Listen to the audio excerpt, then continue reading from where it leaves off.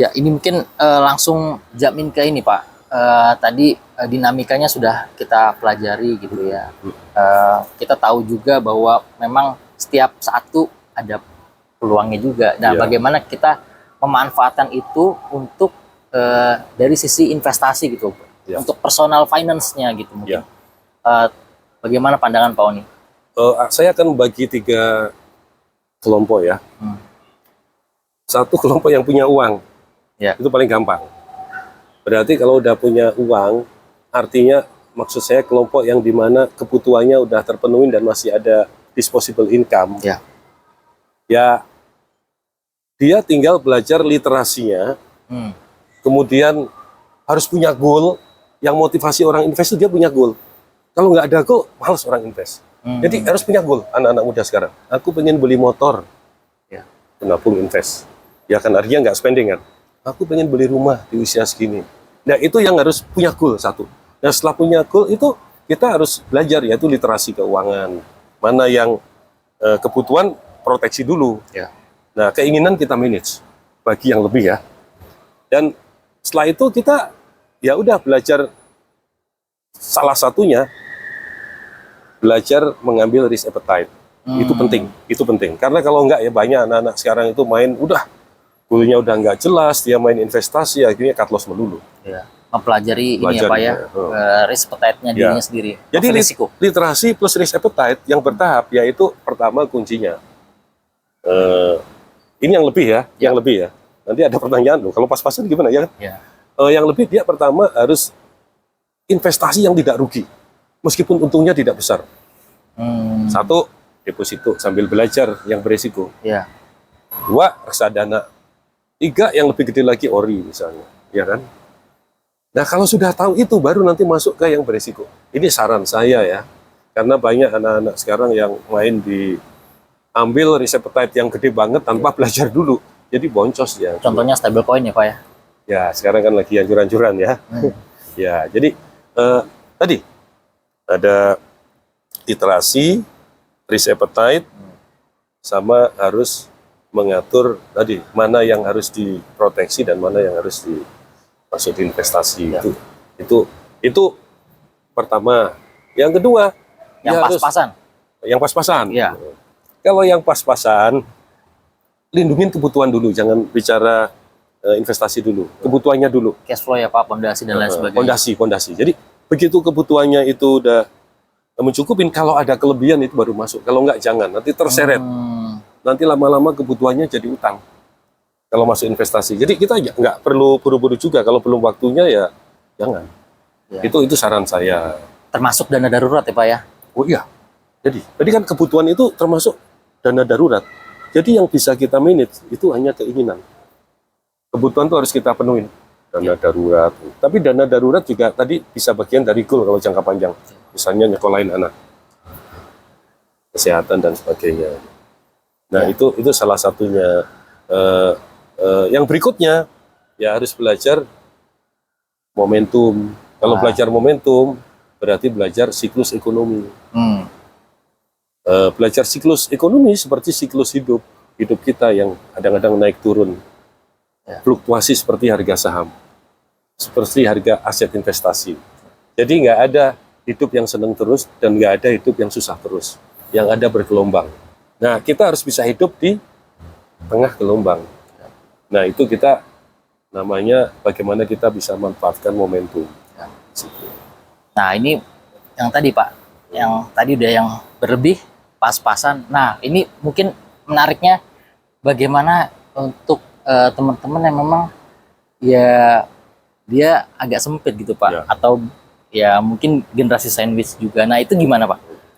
Tadi kan sebenarnya ada data yang kalau kita cermati dan kita renungkan ada kesempatan. Ya. Misalnya yang sempit tadi udah bekerja di sektor formal ya. Formal. Saya jadi driver, gajinya UMR. Saya jadi kerja di toko, gajinya UMR. Udah benar-benar mentok, ya kan? Nah ini harus bekerja keras, mau nggak mau kalau pengen meningkatkan kemakmuran harus masuk di sektor informal. Yang sektor informal itu waktunya kan tergantung kita. Ya.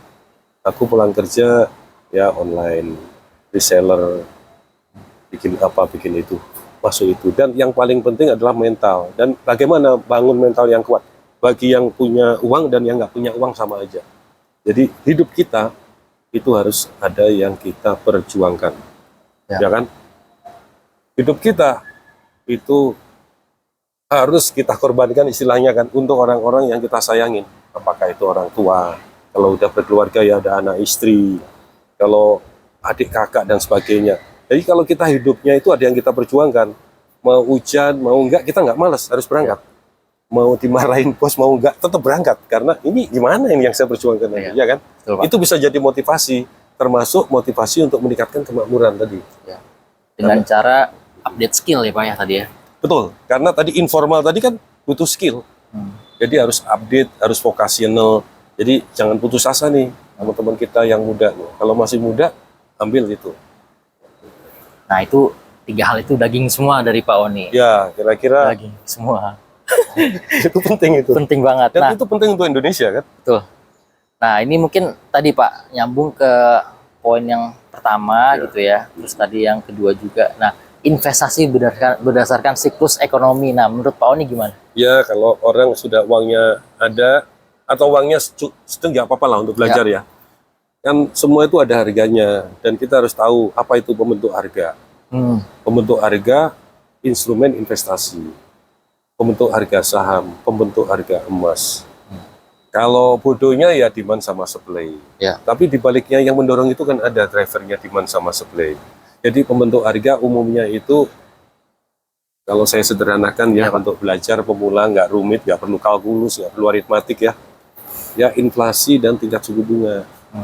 Itu 2 hal yang penting banget ya Pak. Penting banget di dalam siklus ekonomi. Makanya kalau kita lihat yang modelnya, ini modelnya model canggih, tapi lihatnya hanya 3 indikator. Pertumbuhan, inflasi, sama tingkat suku bunga. Ini semuanya berhubungan. Saya ambil contoh, kalau bunganya lagi rendah, ya, ini umum nih siklusnya. Inflasinya rendah, pertumbuhan tinggi, ya pasti komoditi naik, pasti merem naik. Makanya ada sebelum COVID dulu, COVID kan rebound gini kan, itu ada namanya zaman komoditi super cycle.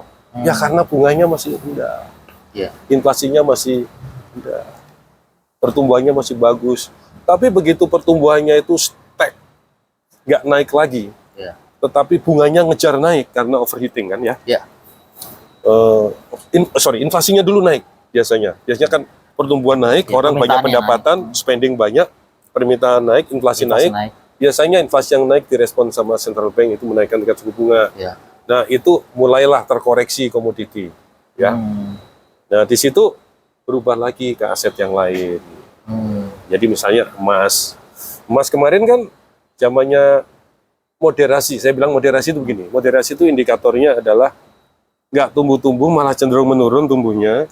Inflasinya bertahan, ya atas. Terus tingkat suku bunganya bertahan. Ya itu ya zamannya emas. Makanya jangan heran emas kemarin harganya hampir 4.000 per trounce. Hampir 2 juta per, sekarang masih 2 juta kali ya, nggak tahu juga. Masih 2 juta Pak? Ya. 2,2. Jadi ya, tadi saya bilang setiap aset ada waktunya, setiap waktu ada asetnya. Seperti manusia juga, setiap orang ada waktunya, setiap waktu ada orangnya.